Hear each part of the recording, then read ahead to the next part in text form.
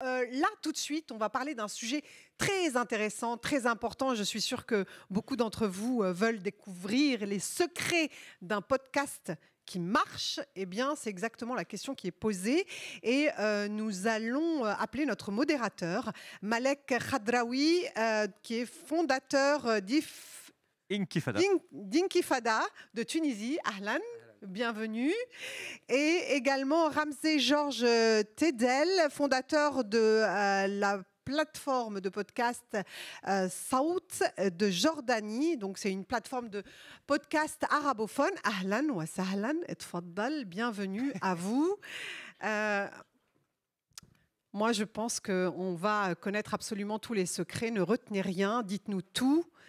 Qu'est-ce que c'est qu'un podcast qui marche? Merci. Et donc 10 minutes et 5 minutes de questions-réponses avec la salle et ou les internautes. Et on enchaînera avec la lutte contre les injustices environnementales. Shukran Julien, shukran. Marhaban. Bonjour Ramzi. Ramzi donc, est le fondateur et le directeur exécutif de Saout, qui est une association, une fondation dont le siège se trouve en Jordanie et qui produit des podcasts qui intéressent le monde arabe, en langue arabe ou en dialecte, dans les différents dialectes arabes. C'est une fondation qui a été créée en 2016 lorsque le podcast était à ses débuts en tant qu'outil. Pouvant toucher un public très large. Nous savons qu'en 2014, il y avait les débuts de Serial et les productions américaines, et le podcast a été connu par le monde de manière générale. Et nous avons donc pris le choix de créer cette fondation qui produit des podcasts. Nous avons été aussi des leaders d'Internet dans le monde arabe. Nous sommes avec une fondation qui s'appelle Hibr, dont le siège se trouve également en Jordanie. D'où nous vient cette idée en 2016 pour commencer cette expérimentation du podcast? Je te remercie, Malek. Je remercie également CFI pour cette rencontre. Donc, en 2015, j'ai commencé à réfléchir sur les possibilités de comment pouvons-nous produire du contenu vocal, donc du contenu audio, dans le monde arabe. Et à l'instar de beaucoup, j'ai commencé donc à regarder ce que c'était que les podcasts avant Serial. Mais avec Serial et en 2014, le sujet nous intéressait encore plus. Le podcast est devenu connu, c'est devenu quelque chose de très très connu. Et puis les gens, lors de leur dîner ou lors de leurs festivités, ils évoquaient les podcasts, ce qui m'a poussé à réfléchir et à me dire que nous devions donc produire des contenus podcast en langue arabe. J'ai essayé de lancer un projet en 2015 tout seul. J'ai commencé donc à enregistrer avec des filles, et j'ai travaillé sur un programme à mon initiative et en fait, je me suis retrouvée, j'ai vu que je n'étais pas le seul et donc j'ai commencé à travailler avec d'autres personnes qui avaient les mêmes objectifs que moi. Petit à petit, nous avons abouti à l'idée de produire des contenus audio pour le monde arabe et en langue arabe. Et c'est comme ça que l'idée est partie au départ. Aussi, certaines personnes connaissent mon histoire personnelle. J'ai grandi aux États-Unis. Aux États-Unis, il y avait quelque chose qui s'appelait NPR, ou le National Public Radio. Et donc, l'idée était que la radio, c'est quelque chose d'indispensable. Et lorsque je suis arrivée en Jordanie en 2006, j'ai ressenti le fait aussi que la radio était vraiment un moyen de communication très important, de médias. Et donc, je me suis dit, comment pouvons-nous convertir l'usage et passer de la radio au podcast? Et c'est comme ça que mon idée s'est développée. Le contenu le contenu que vous avez commencé à produire et développer est un contenu d'excellence et qui connaît aujourd'hui un écho dans tout le monde arabe, malgré les différences des dialectes, les dialectes orientaux. Les dialectes orientaux sont compris dans tout le monde arabe, ça c'est certain. J'évoque par exemple des podcasts à l'instar de Aib ou de Domtech. Peut-être pourriez-vous nous en parler un peu plus? Donc, comment vous avez pensé? Est-ce que ça a été les premiers contenus que vous avez produits, que vous avez diffusés sur Sawt? Et comment vous avez choisi les premières thématiques? Parce que je pense que c'était interdit. C'était le podcast intitulé Interdit au Aib en arabe. C'était donc qui évoquait les tabous et les problèmes sociétaux, mais aussi les problèmes un peu épineux de la société. Donc, ça a été vraiment d'une certaine audace. Pouvez-vous nous raconter vos débuts?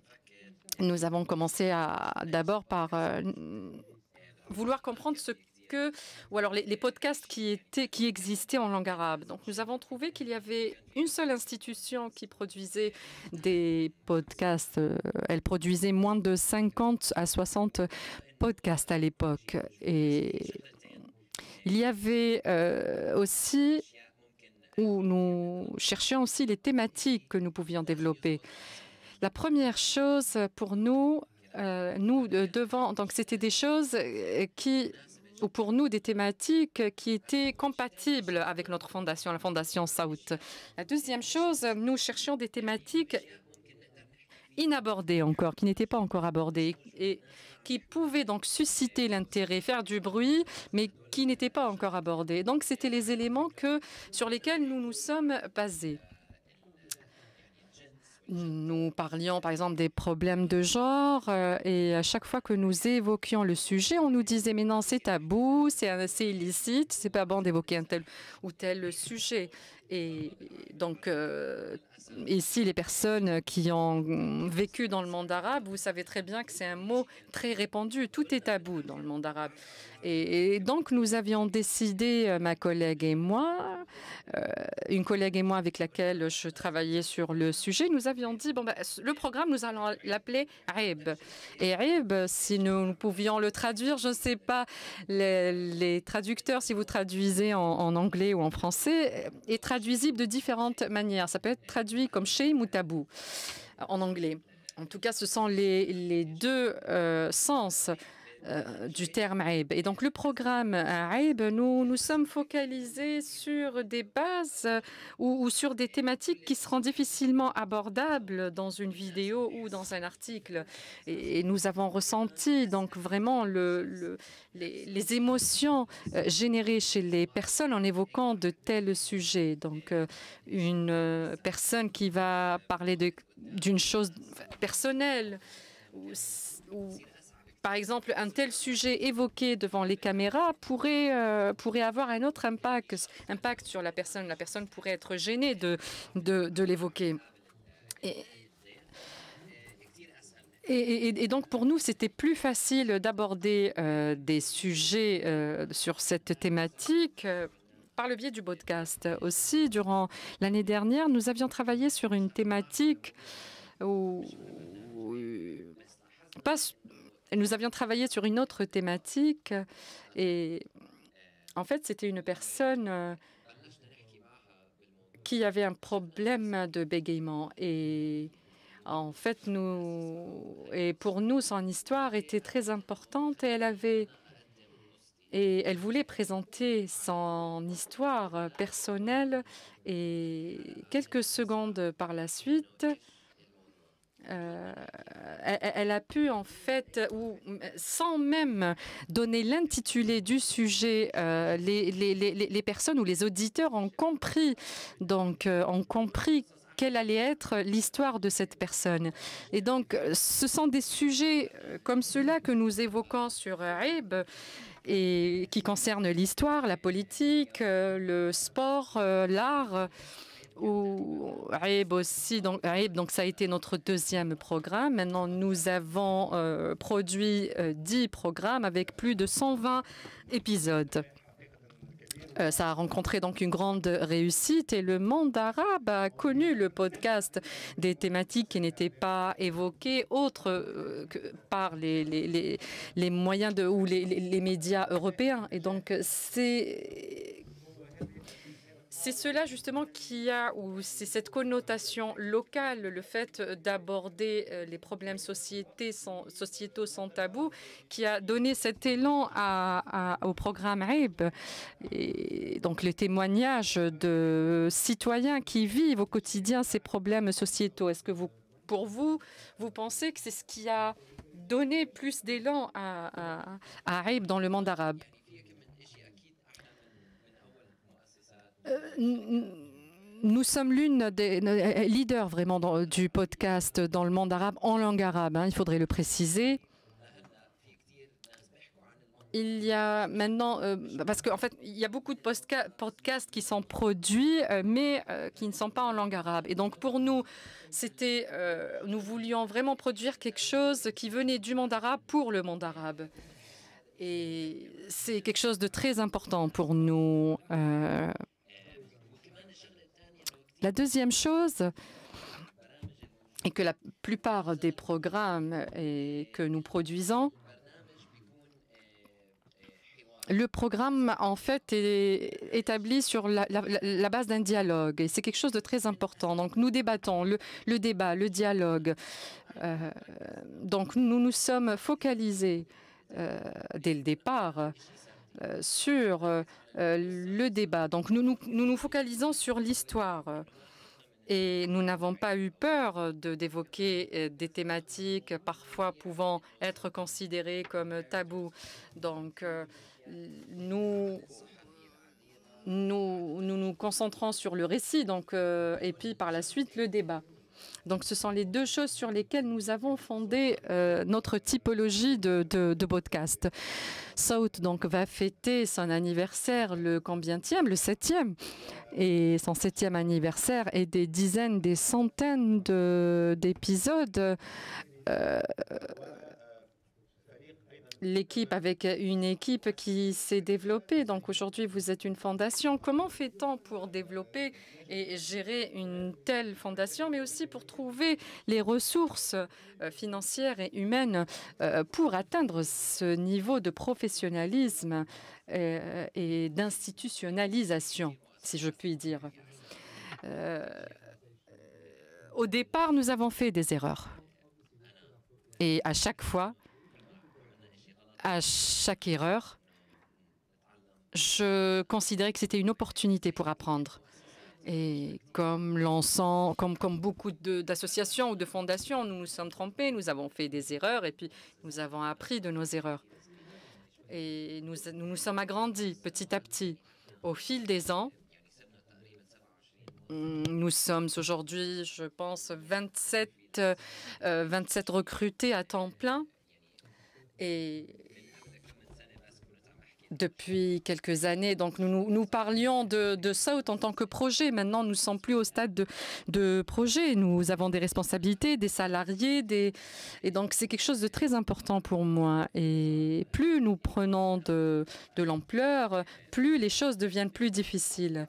Nous avons commencé grâce aux dons qui nous ont été attribués, puis par la suite, nous avions aussi des sources internes ou des ressources internes des productions pour d'autres aussi sociétés, de la collaboration. Nous l'avons développé aussi en 2022 et ça a constitué 70% de notre budget annuel. C'est quelque chose de très, très positif. C'est positif, mais qui peut créer aussi d'autres types de problèmes. Les donneurs ou ceux qui vont nous financer ou ceux qui nous financiaient par le passé en voyant notre activité se développer pouvaient aussi se demander pourquoi finalement ils continuaient à nous financer. Et donc, en fait, si vous voulez, la rentabilité, mais tout ce qu'on va produire sera efficace pour nous, pour assurer notre pérennité, mais aussi pour assurer notre diversité. Une entreprise ou une fondation qui détient une seule source ou qui a recours à une seule source de financement finalement, ce serait un péril pour elles, ce serait périlleux pour elles. Donc, plus nous diversifions nos ressources, mieux c'est pour nous. Et nous, donc, nous faisons partie d'une génération qui a connu les blogueurs, Saout aujourd'hui est devenu vraiment une institution, donc qui embauche 27 personnes avec des dizaines de parties prenantes. Saout aussi est émise ou transpasse la Jordanie et acquiert aussi une institution à Dubaï. Et c'est dans matière de médias indépendants, c'est pas quelque chose de très très courant. Donc, qu'est-ce qui est derrière cet investissement ou quel est l'objectif et en matière de création de contenu? Quel serait votre objectif? Il y a une entreprise qui s'appelle Fenial Media, dont le siège se trouvait à Dubaï. Et la première chose qui était un peu, si je puis dire, extraordinaire, et en fait, c'est le fait d'être une société indépendante et qui travaille sur les acquisitions d'une autre entreprise ou d'une autre fondation. Et eux, ils produisent en fait des podcasts fictifs. Mais finalement, au final, l'idée était pour que nous puissions avoir plus d'impact dans le monde arabe par rapport à cette entreprise. Nous devions donc nous toucher un public plus large. Fonder ou alors produire de nouveaux types de programmes et toucher une audience et une nouvelle audience, ou bien cibler une autre audience carrément. Donc, et c'est comme ça que nous avons pu rapidement trouver nos voies. Nous avons travaillé avec des institutions à l'instar de MDIF, afin que nous puissions donc matériellement faire cette acquisition. C'est ce qui a été positif pour nous et c'était peut-être une première dans le monde arabe. Et pour moi, j'avais trouvé que c'était quelque chose de très très important. Comment l'impact, quel serait l'impact de cette acquisition, l'acquisition de cette entreprise sur la création du contenu? Parce que pour nous aujourd'hui, qu'est-ce qu'un contenu réussi ou qu'est-ce qu'un podcast réussi? Quelle est la recette? Est-ce que vous pouvez aujourd'hui nous donner la recette? La réussite d'un podcast dépend, tout comme tout autre contenu, il faut que la valeur du podcast soit élevée, que la théorie ou que l'approche soit innovante, mais aussi qu'on s'attelle à la thématique ou qu'on vise vraiment un public, que le public visé puisse comprendre nos objectifs, les objectifs escomptés. Parce que pour nous, souvent en tant que journaliste, on dit « je sais ce que je dois dire ». Moi, en tant que journaliste, je sais ce que les gens doivent savoir. Sauf qu'avec l'usage d'Internet et les médias sociaux, en fait, si vous voulez, la communication est devenue à voix multiples. Et donc, c'est pour ça que pour nous, il est fondamental qu'il y ait une sorte de débat ou de dialogue entre les parties. Et pour nous, le contenu que nous produisons se rapproche des citoyens et est fondé sur l'éthique journalistique en même temps. Et pour nous, c'est quelque chose de très important. Nous pouvons réaliser des programmes fictifs ou des programmes historiques ou musicaux, mais le tout, c'est l'éthique. Donc, si je résumais votre recette, c'est une entreprise, une institution qui a beaucoup de moyens et qui se rapproche de la société et du terrain. Donc un programme qui se rapproche des citoyens et qui veut comprendre la vie réelle des citoyens. Donc cette recette, si vous l'avez bien notée, j'espère que vous allez la pratiquer. Et puis, vous allez aussi nous dire si elle est réussie ou pas de votre côté. Donc, nous ouvrons la voie aux questions. Ou s'il y a des ingrédients de cette recette miracle que vous souhaiteriez questionner ou interroger. On a quelqu'un... Est-ce qu'il y a des questions?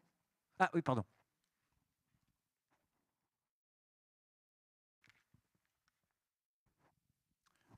Bonjour, Tahakai, pardon, journaliste France 24.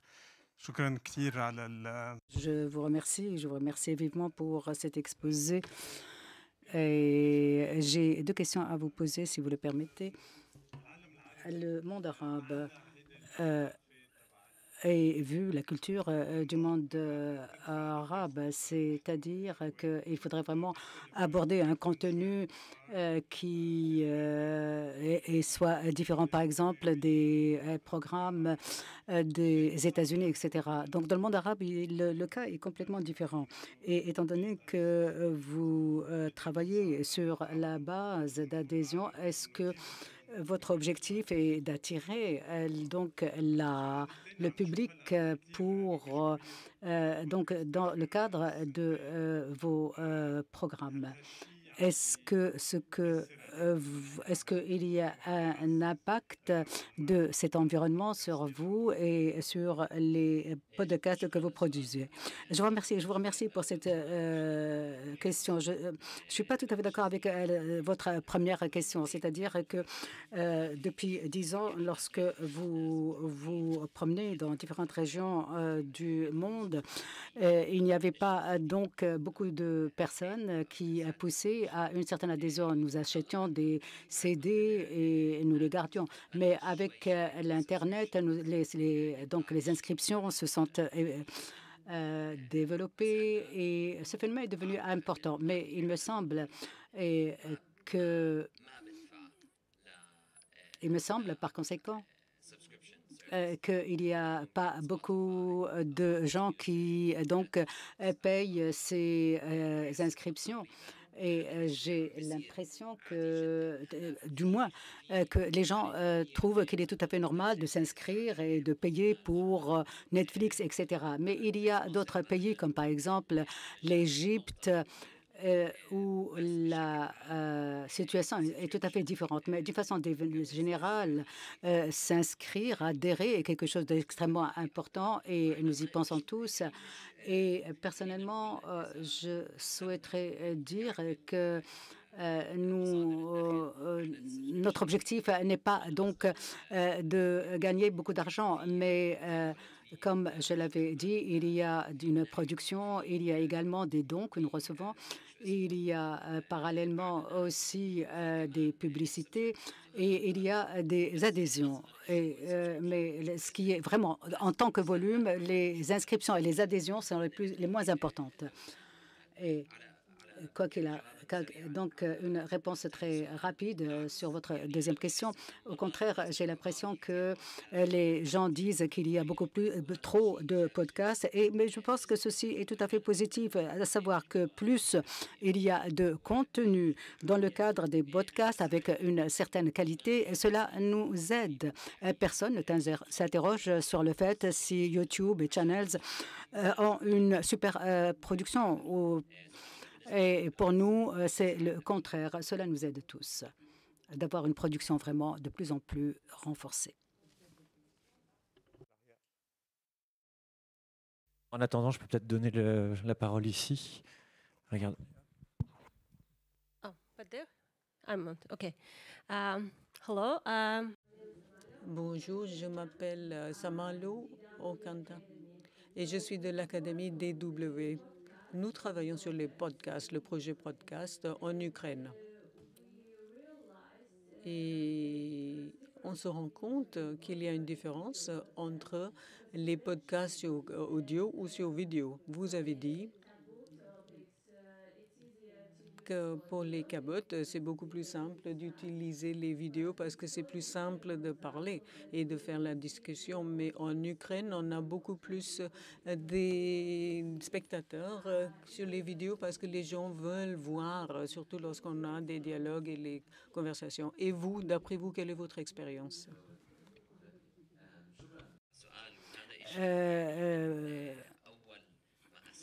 Depuis la création en 2016 de notre fondation, cette question s'était posée, à savoir, nous appelons Saut, c'est-à-dire la voix. Et si nous revenons à 2016, il faudrait que l'on se rappelle qu'il y avait tout passé à travers la vidéo. Je pense que cela a donc fait faire faillite à beaucoup de sociétés d'entreprises. Personnellement, je ne dis pas que la vidéo ou l'audio, l'un est meilleur que l'autre. Il y a vraiment une importance et une valeur pour chacune des méthodes. Et j'ai l'impression qu'il y a vraiment des moments où il est beaucoup plus opportun de procéder grâce à des vidéos ou à l'audio. Par exemple, YouTube est parmi les plateformes les plus importantes pour les podcasts. Ceci est connu de tous et ceci existe. Et également sur YouTube, il y a des choses. Mais du moins, nous mettons l'accent sur la voix, sur l'audio. Mais si nous ne trouvons pas donc la possibilité de créer de l'audio, on procède par la voie de la vidéo. Comme je le disais, les programmes sont des programmes sous forme de récits.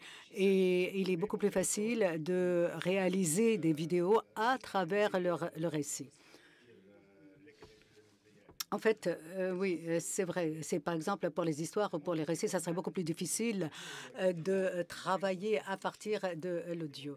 Et je crois qu'il y a donc live sessions ou live productions qui sont beaucoup plus faciles à réaliser. Nous avons effectivement procédé à certaines expériences de ce genre. Nous avons invité des personnes. Nous étions en contact avec le public et les personnes nous ont dit qu'ils aimaient beaucoup tout ce que l'on faisait. Et cela nous permet effectivement d'avoir des entrées et des revenus. Hello. Ramsey, thank you for sharing your experience with. Merci d'avoir partagé votre expérience. Je suis Boris Karlov Atata et je suis d'Ukraine. Lorsque vous avez commencé le podcasting, est-ce que vous en avez parlé à Serafi? Si je dois étudier le podcast, quels sont les défis qui m'attendent et comment est-ce que je peux, si vous voulez, enlever ces obstacles? D'une façon générale, je pourrais dire que, en fait, à chaque fois, j'ai l'impression que la situation sera beaucoup plus difficile. L'étendue donc du travail, l'étendue du contenu se rétrécit également. Mais il y a plusieurs opportunités qui se présentent, à savoir que d'abord, il faudrait être conscient de nos objectifs. Est-ce que nos objectifs, c'est de ramasser de l'argent ou de rassembler des informations qui sont importantes et intéressantes et d'avoir un travail journalistique qui a un impact sur nos sociétés. Il va sans dire qu'il y a des obstacles, qu'il y a des défis que l'on rencontre donc quotidiennement, mais il y a une société. Et il y a Malek qui est donc assis à côté de moi. Nous nous connaissons depuis longtemps. Nous discutons d'une façon sincère et en tant qu'amis et en tant que collègues par la même occasion. Et donc, nous avons des relations avec plusieurs fondations comme CFI, etc. Il y a donc ces communautés.